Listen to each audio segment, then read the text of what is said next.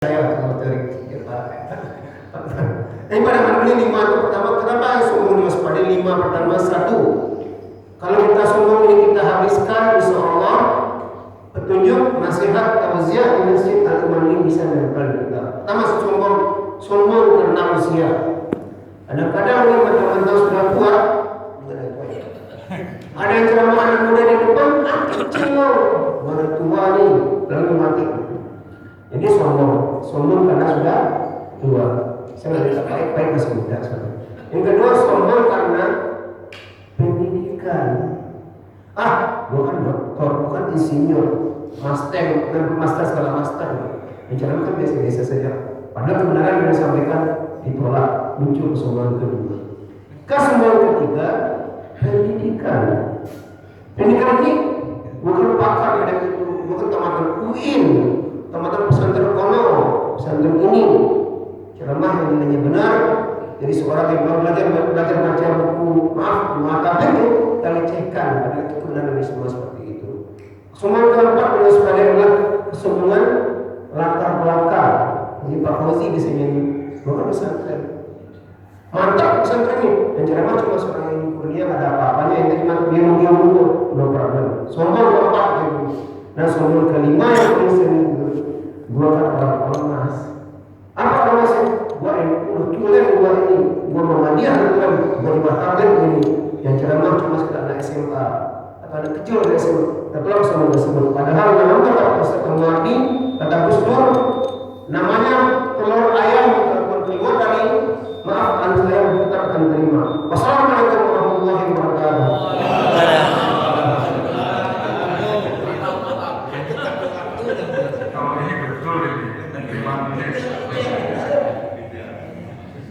Berikutnya Mas Tigor silakan.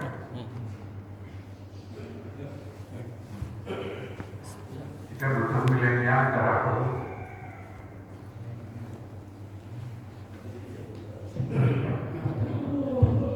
Bismillahirrahmanirrahim. Assalamualaikum warahmatullahi wabarakatuh. Waalaikumsalam warahmatullahi wabarakatuh. Alhamdulillah wassalatu wassalamu ala Rasulillah wa ala alihi wa sahbihi wa mawalah wa la haula wa la quwwata illa billah. Bapak-bapak dari kajian Baligo yang dimuliakan oleh Allah Subhanahu wa taala. Bersyukur pada pagi hari ini kita bisa berkumpul dalam rangka untuk menyambut bulan suci Ramadan ya. Kalau bahasa Jawanya mungkin munggahan gitu ya. Mungkin saya mau menyampaikan perspektif yang mungkin agak sedikit berbeda ya. Jadi mungkin tadi ya sebelumnya para senior para ustaz yang sudah menyampaikan tadi ada juga dari Pak siapa tadi itu yang menyampaikan bahwa Ramadan itu memaknai Ramadan sebagai ujian gitu ya. Pak Alika tadi Ramadan itu sebagai ujian. Iya bisa. Ramadan itu bisa kita maknai sebagai ujian. Karena di sana banyak sekali amalan-amalan yang tadinya boleh jadi tidak boleh. Maka kita diuji untuk meninggalkan sementara yang halal. Nanti setelah duduk maghrib baru boleh lagi gitu kan. Tapi bisa juga kita maknai Ramadan itu bulan penuh berkah. Mungkin para pelaku UMKM menganggap Ramadan itu bulan penuh berkah karena omsetnya itu bisa naik berkali lipat gitu ya. Tapi bagi saya memaknai Ramadan itu adalah bulan kontestasi amalan. Jadi disitulah amalan-amalan terbaik kita ditunjukkan, ditampakkan, ya, dipraktikkan. Cuma berbeda dengan kontestasi dalam urusan dunia, di mana kalau kontestasi urusan dunia kan di momen itu kita berusaha sebaik-baiknya gitu kan.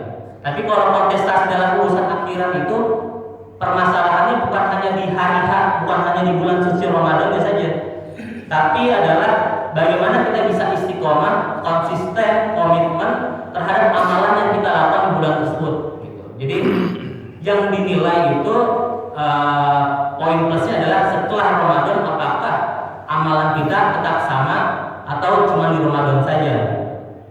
Karena kalau kata Rasulullah, Allah itu menyukai amalan yang sedikit tapi konsisten. Nah, sering sekali kita rasakan Ramadan itu udah kita harus tahajud, duha, segala macam. Akhirnya kita bingung sendiri tuh, amalan kita terlalu banyak dan kita nggak bisa mengistiqomahkan amalan itu. Maka eh, saya mau menyarankan gitu ya, mungkin setidaknya kita bisa mengamalkan 3 amalan ini yang akan kita istiqomahkan, kita konsistenkan sampai kita nanti bertemu dengan Ramadan di tahun depannya lagi. Yang pertama pastinya adalah puasa, karena di bulan Ramadan itu kita sudah terbiasa dengan berpuasa ya. Dan dalam hadis qudsi Allah Subhanahu wa taala kullu amali ibnu adam lahu ila siyam fa innahu li wa ana ajzi bihi. Jadi seluruh amal anak Adam itu untuk dirinya sendiri, sedekah untuk dirinya sendiri, tilawah untuk dirinya sendiri, kecuali puasa. Puasa untukku dan aku sendiri akan membalasnya. Nah, ini mungkin bisa kita istiqomahkan Ramadan sebagai tempat kita berarti puasa, dan setelah Ramadan kita mesti berpuasa juga. Yang kedua itu adalah tilawah Quran. Karena seperti yang kita kenal, yaitu syahrul Ramadan, syahrul Quran. Bulan Ramadan itu bulan Al-Quran, di mana Quran itu diturunkan, wahyu pertama diturunkan itu di bulan Ramadan juga. Nah, ini juga kita harus rutinkan supaya nanti setelah Ramadan ini kita masih istiqomah. Setidaknya tidak ada satu hari pun yang lepas dari kita membaca Al-Quran. Nah, yang ketiga adalah sedekah.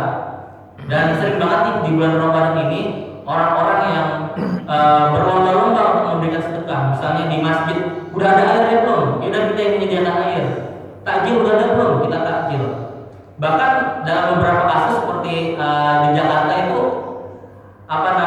tukang pemulung itu sampai bersedekah juga. Jadi saking banyaknya orang bersedekah, dia dapat banyak, dia sedekahin lagi gitu. Sedekahin lagi. Jadi ini jangan sampai putus di bulan Ramadan. Mari kita istiqomahkan supaya terus kita bersedekah. Karena salah satu amalan yang disesali oleh orang-orang yang meninggal itu adalah sedekah. Mereka berharap ketika mereka masih hidup, mereka dapat sedekah yang banyak. Nah, ini adalah 3 amalan mungkin yang bisa kita fokus, kita istiqomahkan supaya nanti ke depannya di bulan suci Ramadan yang akan datang lagi kita menjadi versi pribadi yang lebih beriman, bertakwa, dan lebih baik lagi. Mungkin ini yang bisa saya sampaikan, kurang lebihnya mohon maaf. Billahi taufiq wal hidayah. Assalamualaikum warahmatullahi wabarakatuh. Pak Adi.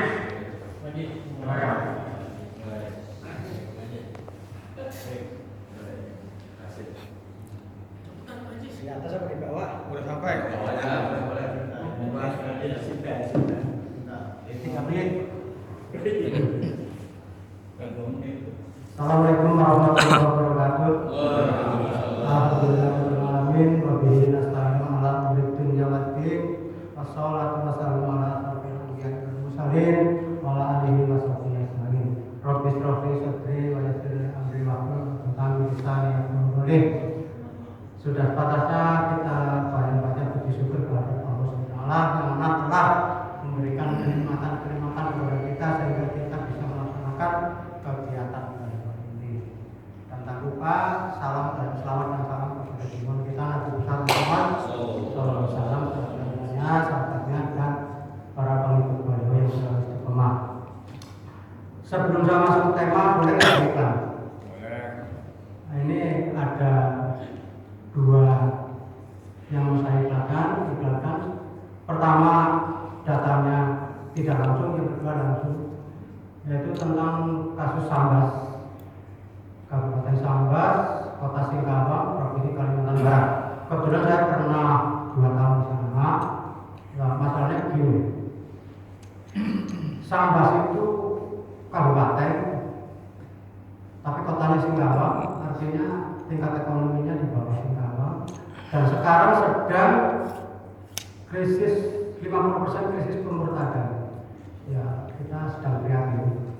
Yang kedua, datangnya dari Pak BR sendiri, kebiasaan. Itu saudara kita sedang menangis, sedang prihatin juga di pedalaman, sedang dakwah, sedang sinar. Itu kekurangan Al-Quran. Dan untuk makan aja naik memang 3 kali lipat dari yang hidup di sana. Itu saya mengutuk pada bapak sekalian yang kelebihan rezeki, tolong sampaikan nama Pak Haji. Ini udah berjalan 3 bulan, cuma saya baru dikasih kabar baru 10 hari. Ini udah berjalan udah lama. Nah, dan biasalah Pak Ajis ini ujung-ujungnya duit lah. Oke, kita langsung masuk tema. Ini agak sedikit temanya kali ini adalah tentang curang. Curang berarti pengkhianat atau pengkhianatan, berkhianat. Muhammad Rasulullah SAW bersabda, kepada setiap orang yang kami kerjakan, kami beri pengadilan sebagai rezeki. Apabila ia mengambil selain itu, maka berarti berkhianat atau curang. HR Abu Dawud. Keterangan yang sering terjadi dalam kehidupan sekarang ini adalah banyak petugas pemerintah. Suatu contoh antara lain ketika kita mengurus KTP. Jadi yang PNS jangan ulang. Yang kedua, saat kita membayar pajak PBB, biasalah. Tapi itu dulu, sekarang sudah Nasi. Nah, yang ketiga, satu kita mengurus surat pernikahan di KUA. Ya. Mengherankan memang orang yang bekerja di kantor urusan agama pun mengadakan pungutan liar. Seakan-akan tidak mengerti agama. Itu dulu, sekarang udah enggak. Sekarang tambah. Yang keempat, apalagi jika kita mengurus SIUP atau DRM, ya kan? Daftar rekanan mampu, dan surat-surat lainnya untuk menjalankan usaha. Itu dulu birokrasinya luar biasa. Itu dulu, sekarang enggak. Memang mereka tidak merugikan negara. Namun tetap terhitung berbuat curang. Tetap tidak, mereka sudah digaji oleh pemerintah untuk pekerjaan itu, tetapi masih juga melakukan pemerasan. Itu dulu. Sekarang alangkah celakanya perbuatan mereka. Terlebih lagi jika orang yang memberinya tidak mengifatkannya. Itu dulu. Orang curang tiada terima. Itu orang curang. Muhammad Rasulullah SAW, aku berlindung kepadamu dan kelaparan dan kecurangan, karena kelaparan berarti kehilangan nikmat dan kecurangan khianat berarti kehilangan agama. HR Abu Dawud. Masih 2 menit kan? Saya 3 menit aja. Saya cukup dengan ini aja. Angkut. Tanah subur ditanam sayur.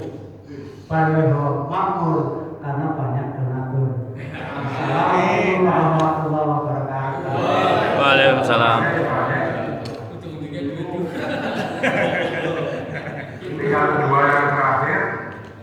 Sebelum yang terakhir Pak Auji, Pak Ustadz Erik, silakan.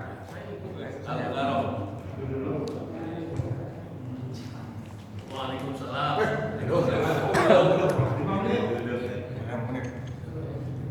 Assalamualaikum warahmatullahi wabarakatuh. Bismillahirrahmanirrahim. Alhamdulillahirabbil alamin ilahil ma'bud. Wassalatu wassalamu ala sirril wujud wa asraril likullil mawjud wa ala alihi wa ashabihi min kulli saki wa masmud wa tabi'in wa tabi'ihim bi ihsan ila yaumil ma'mud wal hadirina fi hadzal majlis la'allakum min ahli sujud wa ta'abbud. Amin. Amma qala Allah ta'ala fi kitabihil karim. A'udzu billahi minasyaitonir rajim. Bismillahirrahmanirrahim. Wa idh qala Allah ya Isa ibn Maryam. Lupa. Idh qala Allah ya Isa ibn Maryam kurni nikmati. Lupa ya. Bismillahirrahmanirrahim. Alhamdulillah, segala puji kita panjatkan kepada hadirat Allah Subhanahu wa taala yang telah mengizinkan kita hadir di pagi hari ini dalam rangka sholat subuh bersama dan berlatih untuk mengadakan tabligh atau dakwah bersama. Salawat dan salam semoga terus terturunkan kepada junjungan kita Nabi besar Nabi Muhammad sallallahu alaihi wasallam yang telah risalahnya sampai kepada kita semua sehingga kita mengamalkan di pagi hari ini. Di pagi hari ini saya kira saya nggak harus bagian, makanya saya nggak siap. Namun bagaimanapun kita semua dari awal sampai pada giliran saya adalah sebuah proses. Kehidupan adalah sebuah proses, termasuk beribu adalah sebuah proses menuju keimanan, menuju manusia yang paripurna. Seperti dalam Al-Quran yang berbunyi Bismillahirrahmanirrahim, walau istaqamu la asqain walau istaqamu ala tariqati la asqainahum ma'an ghadqa.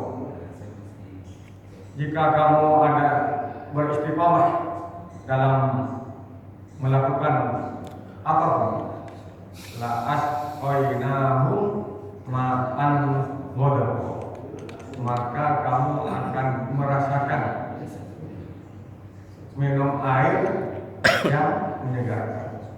Artinya setelah kita berproses dalam beliku dari hanya bisa bicara sehingga bisa menyampaikan, sehingga bisa memperbaiki materi, sehingga kita bisa menyampaikan lebih sempurna lagi, itu sudah adalah proses untuk menuju kesempurnaan. Jadi kita terus bersemangat untuk tetap beristiqomah dalam meniru, dalam berbuat baik, dalam berbuat sesuatu kebaikan, khususnya di Bali ini. Demikian saja dari saya. Akhir kalam. Assalamualaikum warahmatullahi wabarakatuh. Nah, terakhir Pak Fauzi.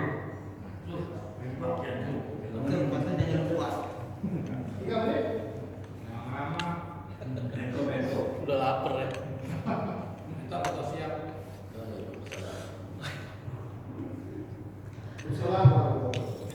Belum. Bismillahirrahmanirrahim. Assalamualaikum warahmatullahi wabarakatuh.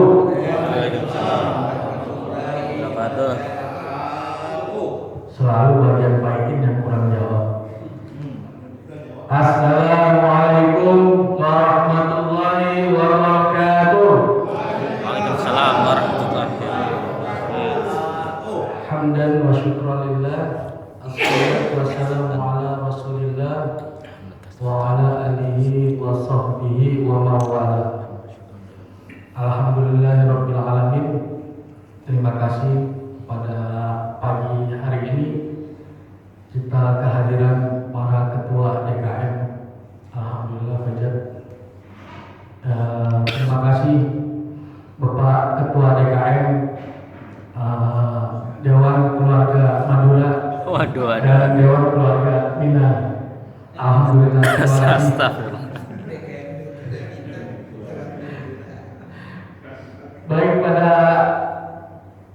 pagi hari ini acara kita menyambut bulan suci Ramadan, dan insya Allah dalam beberapa hari akan kita masuki, dan kita berdoa semoga Allah Subhanahu wa taala balighna Ramadan, sampaikan kepada bulan Ramadan. Sebab kita nggak tahu ya Pak Slamet ya, dalam beberapa hari ini entah bapak-bapak duluan atau saya yang belakangan, atau saya yang belakangan bapak-bapak duluan. Jelas. Untuk itu, mari kita persiapkan hati kita. Kita persiapkan, kita bersihkan, kita sucikan hati kita. Siapa untuk membersihkan hati, Pak? Enggak ada suaranya. Siap untuk sucikan hati, Pak? Siap. Siap hilangkan prasangka? Siap. Pak Heri siap? Siap. Alhamdulillahirabbil alamin. Semoga bulan Ramadan yang akan datang ini akan jadi yang terbaik dan akan menjadi andalan dari puasa-puasa sebelumnya. Amin ya rabbal alamin. Sekarang saya ingin menyambungkan ayat. Tolong diteruskan. Allah Subhanahu wa taala berfirman di dalam surat Al-Baqarah ayat 183 yang dari anak-anak kecil sampai orang tua saya yakin hafal semua. A'udzu billahi minasyaitonir rajim. Bismillahirrahmanirrahim. Ya ayyuhalladzina amanu kutiba 'alaikumussyam kama kutiba 'alal ladzina min qablikum la'allakum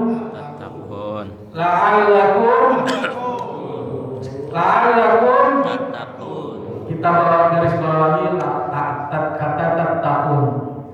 Saya sekarang juga menyambung terjemahannya. Hai orang-orang yang beriman, diwajibkan atas kamu berpuasa sebagaimana orang-orang sebelum kamu agar kalian Bertakwa. Sekali lagi Pak, kurang keras, agar kalian ya. Saya tanya ke Pak Kiai Heri, kenapa redaksinya la'allakum tattaqun? Kenapa pakai tattaqun? Kalau bisa jawab saya kasih 100.000. Ini Tapi orang. sesuai keinginan saya. Jawab baik-baik. Karena hitopnya kepada kamu. Hah? Karena hitopnya kepada kamu. Sampai kepada ya kenapa pakai la'allakum tattaqun? Terserah Allah Pak Kiai. Tapi kita hanya bisa meneliti. Ya balik. Kenapa menggunakan tattaqun ini? Kalau kita belajar bahasa, ini adalah fi'il mudhari. Fi'il mudhari itu adalah kata kerja yang sedang dan akan dilakukan. Jadi dengan puasa, dengan ibadah-ibadah di bulan Ramadan ini, kita diajarkan la'allakum tattaqun agar sekarang dan akan datang ibadahnya tetap sama. Terkadang di bulan Ramadan ini kita rajin, di bulan berikutnya lemas. Di bulan puasa ini istiqomah ibadah, di bulan berikutnya masih tetap ngomongin orang. Mungkin itu aja yang dapat saya sampaikan. Kurang lebihnya mohon maaf. Billahi taufiq wal hidayah. Assalamualaikum warahmatullahi wabarakatuh. Salam. Pas sekali. Demikian bapak-bapak yang kami hormati, narasi dari peserta itu. Saya sebagai moderator tidak boleh berpendapat, tidak boleh berkomentar. Tapi yang akan saya sampaikan itu hanya elaborasi saja. Jadi tidak keluar dari konteks yang disampaikan oleh peserta. Yang pertama, pesertanya 11. Waktu yang dipakai ternyata 77 menit. Jadi 11 dibagi 77 menit dibagi 11 10 menit. Padahal rencananya 5 menit. Kelihatannya nggak masuk akal 5 menit. Karena prolog yang ada itu udah 2 menit. 7. Bersyukur karena Allah berfirman. Itu habis 2 menit. Sebagai contoh, saya membuka awal pembicaraan Pak Buya Kusnara 5:12 menit. Begitu saya buka kedua 5:25, masih panjang, sudah dipakai 13 menit gitu. Makanya mohon maaf ya saya tegur itu udah 13 menit.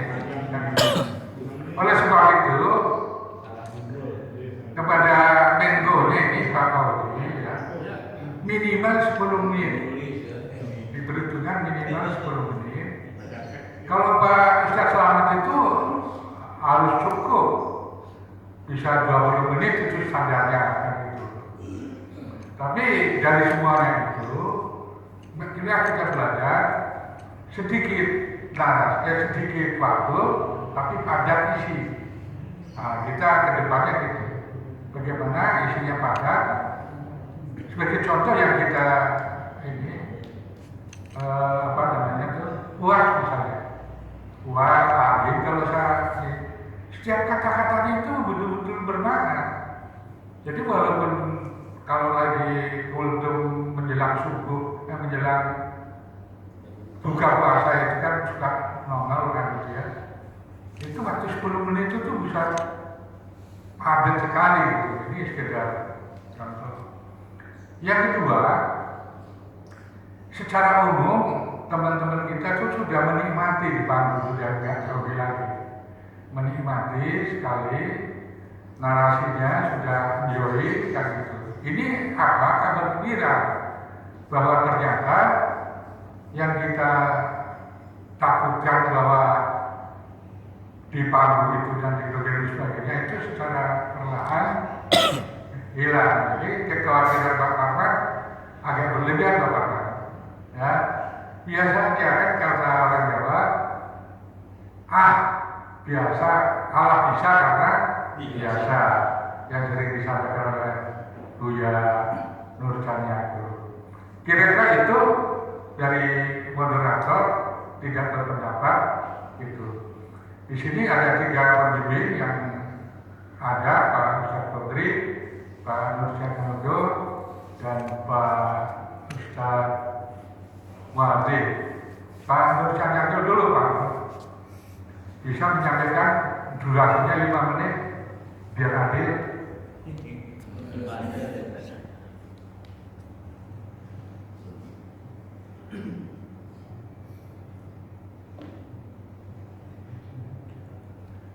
Assalamualaikum warahmatullahi wabarakatuh. Alhamdulillah, saya menikmati, tapi saya masih grogi dan masih penasaran. Menikmati public speaking untuk bisa mampu berbicara khalayak ramai, nampaknya dari proses-prosesnya semuanya sudah paham. Saya menikmati, karena itu yang kita gelar bersama.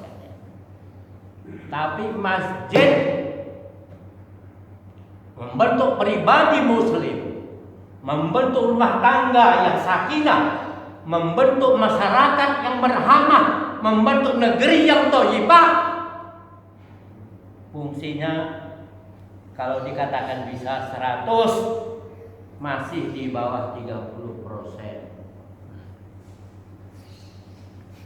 Nah, mudah-mudahan dengan public speaking ini terangkat semua kita yang ada di BSI ini. Amin. Untuk selamat hidup di dunia, untuk husnul khatimah, untuk terlindungi kita di padang mahsyar, untuk selamat kita dari akhirat, dan kita masuk surga, insya Allah. Ke arah itu Pak, itu kegundahan saya. Kita di sini belum banyak bicara, belumlah banyak lagi ini, rupanya tidak mudah juga untuk memahami kebersamaan itu. Jadi karena itu Pak, kalau ini jalan ada 100 meter, saya bilang kita baru 30 meter. Untuk menjawabnya lagi supaya selamat, masih perlu di tengah kita diskusi Pak. Ini baru kita, kalau kita ada suatu acara, baru bunga-bunganya, belum intinya. Kita harus bicara akidah kita harus bicara syariat kita harus bicara akhlak kita harus bisa mewarnai diri rumah tangga dan masyarakat ini secara Islami. bicara begini, semuanya bisa negur. Itu Pak, itu aja yang saya maksudkan. Mari sama-sama, kemampuan bicara sudah ada, tapi mari kita bicarakan bersama, memproses supaya rumah Allah yang berfungsi maksimal. Nah itu Pak Kadri lah dan teman-teman yang mengerti Islam yang lebih banyak untuk meneruskannya. Dan di tengah-tengah kita tentu apa hal-hal yang perlu kita ambil, kita proses bersama untuk sama-sama. Jadi tidak lain dan tidak bukan, kerja kita harus kerja besar. Rabbana atina fid dunya hasanah wa fil akhirati hasanah wa qina adzabannar. Dalam konteks ini sebenarnya kehidupan pribadi, rumah tangga, masyarakat, husnul khatimah, terpelihara di hari akhirat, masuk surga. Ke arah itu Pak. Islam. Nabi Muhammad sendiri sebagai Rasul terakhir hanya umurnya 63 tahun. Tapi hidup yang sebenarnya hidup di surga. Insya Allah. Ini semua manusia prosesnya akan di dunia seperti ini. Dan masing-masing akan terima, mati, dan dunia di kiamat hancur. Dunia selesai, akhirat kita kembali ke sana insya Allah. Sebagaimana ayah kita, yakni Adam, dia pernah tinggal di surga. Dan di surga dia ada istrinya, Hawa. Dari surga diturunkan ke bumi, di bumi beranak pinak, dan anak pinaknya ini diharapkan kalau takutnya kepada Allah kembali ke surga. Ke arah itu. Jadi terserah kita mengartikannya. Mari sama-sama berpikir. Jadi saya bilang semuanya sudah punya modal besar dan kita proses bersama. Terima kasih. Assalamualaikum warahmatullahi wabarakatuh. Jadi Pak Ustaz Buya Cahyono yang Pak khawatir karena kader Buya sudah akan mengikuti yaitu Ikhlas Selamat. Kemudian Pak Ustaz Kodri silakan.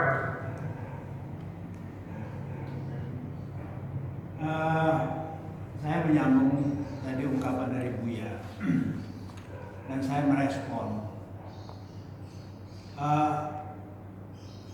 Yang saya respon ini sebenarnya udah lama, tapi akhir-akhir ini Buya ini semakin punya spirit, kekuatan dia untuk merubah tatanan lingkungan BSI ini menjadi ikon bil khusus untuk warga BSI. Kalau mungkin kita warga BSI mungkin biasa-biasa saja. Tapi kalau orang yang di luar BSI masuk ke Al-Iman, itu melihat, oh Al-Iman BSI luar biasa masjidnya. Luar biasa masjidnya. Sehingga ada beberapa orang mungkin baik dari unsur pemerintah maupun kalangan orang-orang biasa. Berarti SDM kemakmuran daripada warga BSI ini nampak terlihat dari perwujudan masjidnya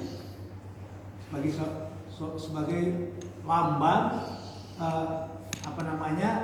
untuk menjadi ikon, sekali lagi saya katakan ikon gitu ya. Beberapa hari ini ya saya bilang sama Buya, saatnya BSI Al-Iman ini harus dijadikan sentral khusus untuk umumnya kepada untuk Dumek ini kan begitu. Apalagi sudah ada DMI. Ini semata-mata untuk bagaimana kita menghadirkan jamaah warga BSI ini mengayomi khusus warga BSI maupun warga Dumek. Jadi ada keinginan kita untuk bagaimana memaksimalkan manajerial masjid ini secara utuh. Ya, secara utuh. Karena kita selama ini hampir sudah 30 tahun katakan mungkin peradaan Al-Iman ini masih begini-begini terus. Tapi kondisi kita kenapa sampai hari ini masih begini terus? Karena dakwah kita masih seperti biasa-biasa saja. Jadi orang luar melihat seharusnya BSI Al-Iman ini dengan isinya itu linear gitu kan. Itu saling saut menyaut gitu kan. Tapi ternyata kondisi ini kondisi sampai hari ini kita prihatin sekali. Contoh seperti hari ini, setiap ada baligo, yang lain itu nggak tahu, kepanasan mungkin. Ada apa gitu? Ini harus kita perlu betul-betul mencermati di fenomena ini. Kalau gini terus, kasihan kita kan begitu. Makanya ada ungkapan, yang tua itu bukan usia, tapi jumud berpikir dan semangat hidup itu yang biasa-biasa saja. Sehingga orang itu dia ke belakang itu. Orang artinya yang tua itu pola berpikirnya dan gagasannya dan semangatnya. Tetapi usianya tua, tapi wawasan ke depannya itu jauh. Itulah orang yang muda terus. Amin. Nah itu. Ya contoh kayak Buya, usia segini saya terpanggil oleh beliau. Konsistensinya itu luar biasa. Nah ini yang disambut oleh teman-teman gitu. Jadi ada gagasan-gagasan yang terbarukan mungkin bulan dalam waktu dekat. Ini harus kita respon dan harus kita mulai. Jadi kita tidak mengidolakan orang, tapi kita mengidolakan Allah gitu kan. Makanya baligo hari ini selalu eksis bukan mengidolakan orang, tapi betul eksis dalam hal untuk bagaimana kita menjaga marwah daripada masjid ini dalam forum baligo gitu kan. Contoh yang paling konkret hari ini, baligo sudah nampak terlihat orang-orang udah mampu berbicara semua, nggak ada grogi lagi, tinggal dikemas aja nanti dalam hal topik-topiknya kan begitu. Kemudian dalam hal maaf, mungkin kalau bahasa Pak Jati itu panggung belakang juga sampai hari ini terpenuhi. Bahkan ada peserta-peserta baligo yang hari ini mungkin nanti di Ramadan itu akan memberikan sesuatu yang besar terhadap pengembangan daripada dakwah ini, entah dalam bentuk apapun bentuknya, tapi nampak hari ini. Ya jadi ini yang harus kita pikirkan secara bersama. Dan ini yang tadi yang disampaikan oleh Bu Yenti kita respon. Sehingga nanti seperti apa teknisnya ini nanti akan kita mungkin beberapa hari ke depan atau nanti sebentar bisa kita lebih diskusikan lagi. Yang pasti adalah bagaimana Al-Iman ini menjadi ikon untuk warga BSI rekan secara umum gitu. Maka sebelum ke Pak Ustadz Ghazali, saya lupa kalau yang hadir ini ada termasuk anggota Majelis Syuro Pak Ustadz Taslim. Silakan Pak Taslim, kita ingin tahu juga suaranya. Assalamualaikum warahmatullahi wabarakatuh. Dari yang disampaikan semua tadi, tidak ada yang menurut saya masuk dalam kedua jenis pengajian. Yang saya ketahui ada dua jenis pengajian maksud saya. Yang pertama pengajian masail dan pengajian fadhail. Pengajian masail itu untuk mengetahui bagaimana cara kita mengamalkan agama. Kemudian fadhail itu pengajian untuk mengetahui nilai sebuah amalan agama. Kedua-duanya ini memotivasi kita untuk mengamalkan agama, untuk mempraktekkan agama. Kita sering menyebut iman, tapi tidak tahu ciri-ciri iman yang sebenarnya apa. Yang saya tahu ada 3 ciri-ciri orang beriman. Yang pertama, yakinnya benar kepada Allah SWT. Kemudian bagaimana untuk mengetahui bahwa dia yakin, dia ikrarkan la ilaha illallah Muhammad Rasulullah, atau asyhadu an la ilaha illallah asyhadu anna Muhammad Rasulullah. Nah, Yang ketiga, untuk mengetahui bahwa dia sudah beriman, dia sudah yakin dengan kalimat thayyibah, kalimat syahadat, dipraktekkan dalam kehidupan sehari-hari. Gitu. Mengimplementasikannya, dipraktekkan bagaimana itu tidak tercermin karena tidak ada pengajian yang semacam itu tadi. Yang ada hanyalah informasi-informasi, pengetahuan-pengetahuan, kutipan-kutipan hadis, Quran saja. Gitu. Abu Thalib, bapaknya Abu Thalib itu yakin terhadap Allah SWT, tapi dia tidak berikrar. Tapi dia mendukung usaha dakwahnya Rasulullah SAW. Sampai meninggal, dia tetap kafir. Jadi antara iman kepada Allah yang benar, syahadat diikrarkan, kemudian dipraktekkan. Memotivasi orang untuk mempraktekkan itu yang belum ada. Nah, dan mindset kita, dakwah itu memperbaiki orang lain. Tidak. Dakwah itu mengajak orang lain untuk memperbaiki dirinya. Gitu. Saya memperbaiki diri saya dengan beribadah, beramal. Kemudian saya mengajak Pak Heru, kita sama-sama untuk memperbaiki diri kita. Hubungannya dengan Allah SWT, relationship kita dengan Allah SWT. Kalau kita berharap bahwa orang lain akan datang ke sini, melihat dakwah ini besar, Bali ini menjadi besar, ya seperti bilang sama gue tadi masih 30, jauh panggang daripada api. Karena kita mau memperbaiki orang lain. Gitu. Jadi kita mengajak orang lain untuk memperbaiki dirinya, itu yang benar. Dakwah itu. Kira-kira itu yang saya sampaikan. Terima kasih. Terima kasih. Saya senang sekali untuk narasinya Pak Hakim karena mengundang kajian. Ini yang mengundang kajian nanti bisa dieksplor di depan ya, secara santai saja. Pak Ustadz Hakim yang terakhir. Assalamualaikum warahmatullahi wabarakatuh. Saya rasa saran dan penyampaian serta apa yang disampaikan oleh teman-teman tadi, Pak Hasim sudah cukup.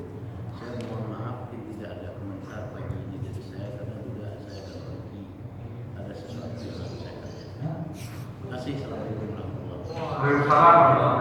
Terima kasih semuanya. Mohon maaf kalau ada kesalahan. Kita akan baca hamdalah. Alhamdulillah.